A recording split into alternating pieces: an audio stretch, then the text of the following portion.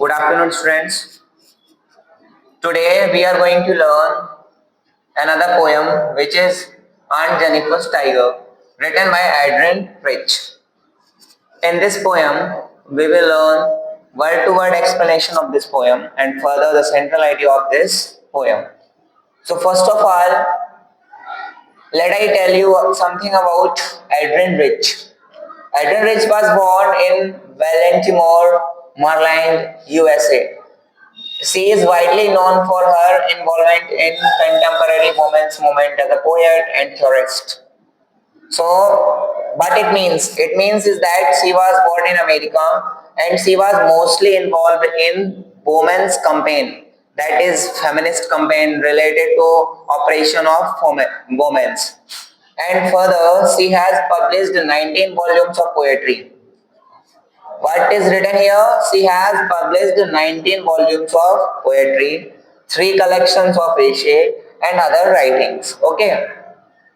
A strong resistance to racism and militarism echoes through her work. Resistance means प्रतिरोध, किसी को रोकना, control करना. रेसिज्म मीन्स जातिवाद एंड मिलिटरिज्म मीन्स होता है देशवाद. तो इन सब चीजों की जो इकोज होती है, गूंज होती है, वो उनकी राइटिंग्स में हमको देखने को मिलती है. The poem on Jennifer tigers address the constraints of married life.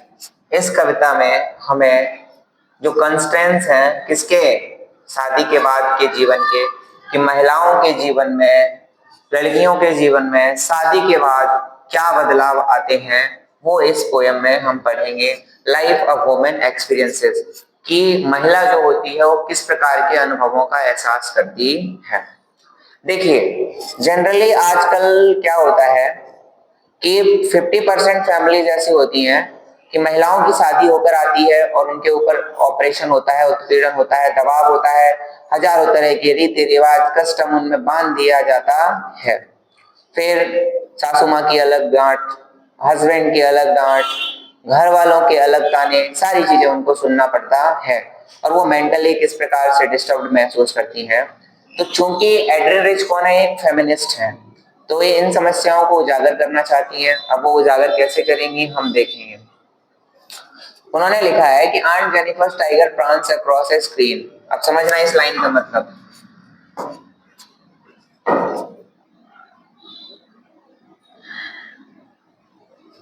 देखिए, इस लाइन का मतलब समझना आप कि जो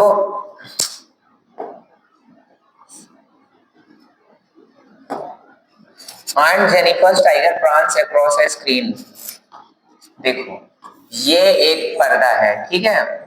अब डायग्राम तो मेरा अच्छा नहीं है, लेकिन आपको समझाने की कोशिश करूंगा कि ये ना कोई टाइगर है, ठीक है. ये कौन है, एक टाइगर, ठीक है. ये अपन ने एक टाइगर बना दिया, ठीक है. अब समझ लेना तुम कि एक टाइगर है, मान लो भाई डायग्राम कैसा भी हो, ठीक है ना.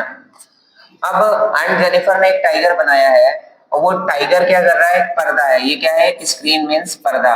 अब पर्दा मतलब समझो, हमारी माताएं बहनें होती हैं, वो निडल से ना कभी स्वेटर बुन रही होती हैं, कभी कुछ बुन रही होती हैं. तो जो आंट जेनिफर है ना, ऑथर की, एड्रिन रिच की आंट, वो क्या कर रही है, पर्दे पे निटिंग कर रही है. क्या कर रही है, निटिंग. तो उन्होंने पर्दे पे एक टाइगर बनाया है. पर्दे पे क्या बनाया है उन्होंने, एक टाइगर, ठीक है. अब सुनना ध्यान से. Bright topaz denizens, denizens means निवासी, ब्राइट मीन्स चमकीले, टोपाज समझो.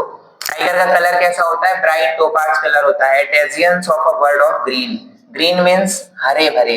हरा भरा कहाँ पे होता है, फॉरेस्ट में. मतलब समझो, इसके शरीर पर कैसे निशान है, ब्राइट टोपाज के निशान है. और डेजियंस मीन्स क्या होता है, निवासी. ये कहाँ का निवासी है, फॉरेस्ट का निवासी है. अब सुनिए, they do not fear the man beneath the tree. अब सुनो क्या होता है.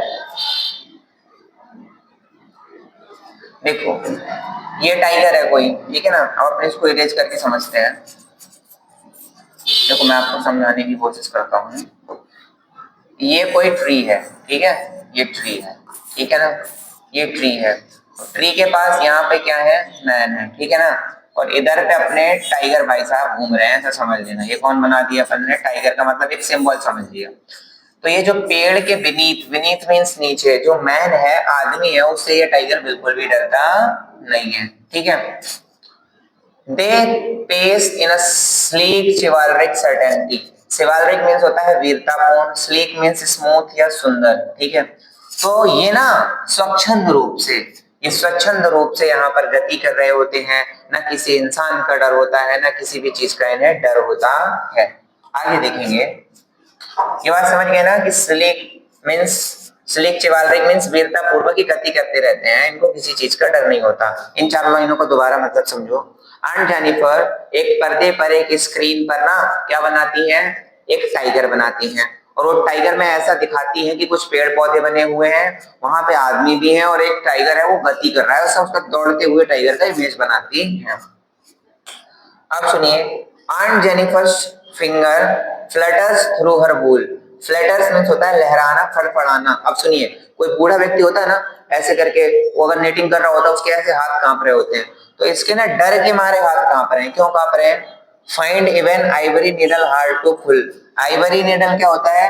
हाथी के दांत की बनी हुई नीडल। ठीक है। अब जब वो नेटिंग कर रही होती है ना, तो उसको पुलिंग करने में, ऐसे धागा के बीच में पुलिंग करने में उसको हार्ड लग रहा होता है। The massive weight of uncle's wedding band sits heavily upon Aunt Jennifer's hand. अब सुनो, जब शादी होती है तो क्या पहनाई जाती है? रिंग पहनाई जाती है। ठीक है। तो अंकल और आंटी की शादी हुई थी। ठीक है। शादी में ना 7 फेरे लिए थे, कसमें खाई थी, कसमें वादे सब किए थे। तो कसमें वादे किए थे ना, जन्म जन्म साथ निभाने के, तो वही जो कसमें वादे हैं, अब उन्हीं के बंधन में है ये। सुनना कैसे। Uncle's wedding band sits heavily upon aunt Jennifer hand. Weight means भारी। अब सुनो, ये जो आइवरी नीडल है ना, वो उसके हाथ कांप रहे हैं और वो बाहर निकालने में उसको भारी क्यों लग रही है? क्योंकि अंकल का जो बैंड है, बंधन है, उसके हाथ में बंधा हुआ है। अब सुनना, इसको मैं आपको अलग से समझाने की कोशिश करता हूँ। समझो, देखो, ये अपनी जो आंट है ना, कौन है? आंट। ये आंट जो है, ये चाहती हैं आजादी, फ्रीडम। ये क्या चाहती हैं? फ्रीडम। ठीक है। अब इनके होम पे इनको फ्रीडम नहीं मिलती।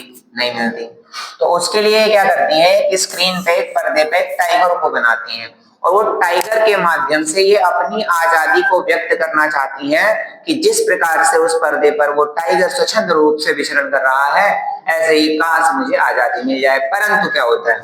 इसको डर है, ये फियर करती है। किससे? अपने हस्बैंड से। क्यों? क्योंकि इसने जब पर्दे पे वो बनाया है ना, और पर्दे को ये डाइनिंग हॉल में लगाएगी, तो इसका हस्बैंड देखेगा, और इसका हस्बैंड देखेगा कि ये टाइगर आजाद कैसे है, तो ये मेरे मनोविचारों को समझ जाएगा कि आजाद रहना चाहती है, और फिर वो कोई मुझे मारे ना, पीटे ना, डांटे ना। तो इस चीज से इसके हाथ कांप रहे हैं। ठीक है। आगे देखो, When aunt is dead, अब सुनो, आंट बेचारी जीवन भर तो अपने पति के बंधन में बंधी ही रही, उनके इशारों पे नाचती रही, कुछ नहीं कर पाई। अब क्या हुआ? आंट इज डेड, आंट निपट गई हैं। हर terrified hands will lie still ringed in with will her terrified hands will lie. अब सुनो, टेरिफाइड मींस होता है भयभीत कर देने वाले। तो जो व्यक्ति मर जाता है ना, उसके हाथ पैर वगैरह एकदम अलग सा उनमें कलर आ जाता है, तो उसके हाथ पैर ऐसे फैले होते हैं। ठीक, हाथ ऐसे फैले होते हैं। और क्या होता है? Still ringed with ordeals she was mastered by. Ringed means होता है, वैसे अंगूठी होता है, और जो अंगूठी के रूप में जैसे इसके हाथ में अंगूठी थी, तो अंगूठी क्या था? पति के रूप का बंधन था। तो अंगूठी अभी भी इसके हाथ में है। तो जो ऑर्डिल्स है, ऑर्डिल्स मींस कठिनाइयां, वो अभी भी इसके साथ है। शी वाज मास्टर्ड बाई, जिन कठिनाइयों पर इसका हक था, मालिकाना हक था, मतलब बंधन था, वो उनसे अभी भी ये मुक्त नहीं हुई है। The tigers in the panel that she made. और सुनो, वो टाइगर जो इसने पर्दे पर, पैनल पे बनाया था, will go on prancing। prancing means होता है उछल कूद करना। देखिए, ये लिख दिया है मैंने साइड में। prancing मींस क्या होता है? उछल कूद करना। तो जो पर्दे पे इन्होंने टाइगर बनाया था, वो उछल कूद कर रहा होगा, प्राउड एंड अनअफ्रेड, अपने आप को गर्वान्वित महसूस कर रहा होगा, और अनअफ्रेड महसूस कर रहा होगा। दोबारा समझो, अब आगे इधर आ जाओ अपन। देखो, क्या हुआ कि आंट निपट गई। ठीक है। अब इन्होंने पर्दे पे क्या बना दिया था? टाइगर बना दिया था। ठीक है। तो ये टाइगर के माध्यम से अपनी फ्रीडम को एक्सप्रेस करना चाहती थी। तो आंट तो डाइड हो गई, ठीक है। अभी अभी भी ऑर्डियल्स बाधाओं में क्यों बंधी हुई है? क्यों? क्योंकि ना इनके जो हस्बैंड है ना, उनकी रिंग इनके हाथ में है और रिंग अभी उतारी नहीं गई है, रिंग उतारी नहीं गई है तो ये बंधन से मुक्त नहीं हुई है। अब सुनना बात, एड्रिन रिच कहना क्या चाहती हैं कि जो महिलाएं होती हैं उनके साथ शादी के साथ ही पति का, परिवार का बंधन बंध जाता है और वो उससे मरने के बाद भी आजाद नहीं हो पाती। तो समाज को एड्रिन रिच इस बात से अवगत कराना चाहते हैं कि हमें महिलाओं के प्रति उत्पीड़न जो हो रहा है उसे कम करना चाहिए, उन्हें फ्रीडम देनी चाहिए। और महिलाओं को भी मैं एक और मैसेज देना चाहता हूँ, महिलाओं को जितनी फ्रीडम मिले उसका सदुपयोग करना चाहिए। ये थी पोयम का वर्ड टू वर्ड एक्सप्लेनेशन और आई थिंक मैं ऐसा करता हूँ कि अभी आपको समझ आ गया होगा। अभी आप इसका सेंट्रल आइडिया इस पोयम का लिखते हैं। इस पोयम का हम सेंट्रल आइडिया लिखेंगे, ठीक है। चलिए, central idea of this poem, central idea। तो सेंट्रल आइडिया लिखने के लिए मैंने आपको क्या क्या बताया है, जरा बताइए कमेंट सेक्शन में फटाक से मुझे। कि मैंने ये बोला था कि हमें पोयम का ये पता लगाना है कि वो वर्स है कि फ्री वर्स है। तो जिसकी लास्ट लाइन मिल रही होगी वो वर्स फ्री वर्स अपने आप हम ऑटोमेटिक समझ जाएंगे। देखो, स्क्रीन ग्रीन मिल रही है, फिर सुनना, स्क्रीन ग्रीन, ट्री सर्टेनिटी ये भी मिल रही है, विल पुल पैन हैंड, इसको मान लिया ए तो ये भी हो गया ए, ठीक है। फिर ट्री और ये हो गया बी, ये भी हो गया बी, इसको मान लिया ए, ये भी हो गया ए, ये बी ये बी, तो इसकी राइम स्कीम निकल के क्या आ गई, ए बी बी, और ये कैसी हो गई अपनी वर्स्ड पोयम हो गई, ठीक है। चलिए ऐड करते हैं सेंट्रल आइडिया में।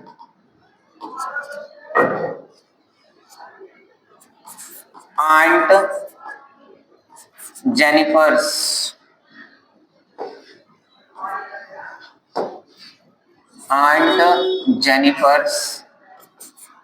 tiger is a very beautiful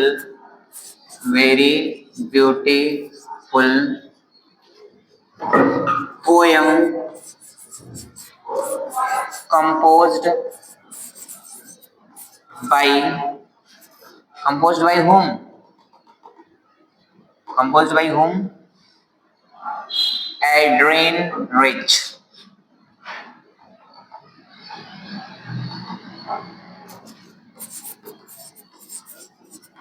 Adrienne Rich. Okay, फिर ये क्या है, it is a versed poem, it is a versed poem, okay, it is a versed poem and the rhyme scheme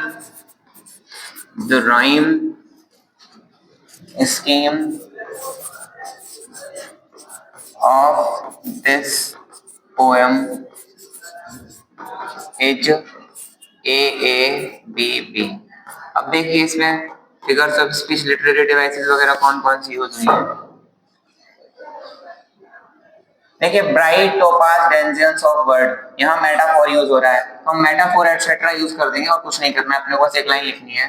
तो अपन लिख देंगे यहाँ कि मेटाफोर एंड, आप सब में यही लिख सकते हो similar, many other figures of speeches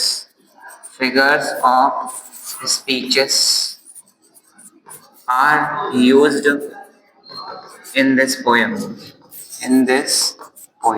यहाँ तक हमें कुछ नहीं रटना पड़ा। फिर by this masterpiece the poet wants poet नहीं है, poetess है, the poetess wants to get aware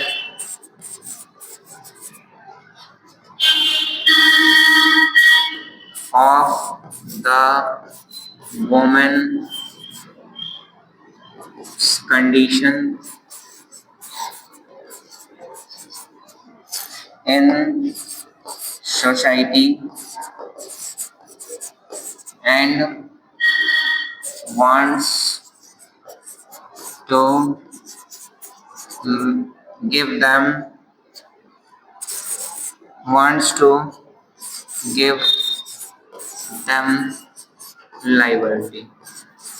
तो इस कविता के माध्यम से जो पोएटेस है ना, वो हमें महिलाओं पर हो रहे, महिलाओं की जो स्थिति है वर्तमान सोसाइटी में उसके बारे में बताना चाहती है और उन्हें लाइबर्टी प्रदान करना चाहती है। तो देखिए, हमने इस वीडियो में इस पोएम का सेंट्रल आइडिया जाना, इस पोएम का वर्ड टू वर्ड एक्सप्लेनेशन जाना। फिर भी आपकी कोई क्वेरी है तो मुझसे कमेंट सेक्शन में पूछ सकते हैं। Thank you, have a nice day.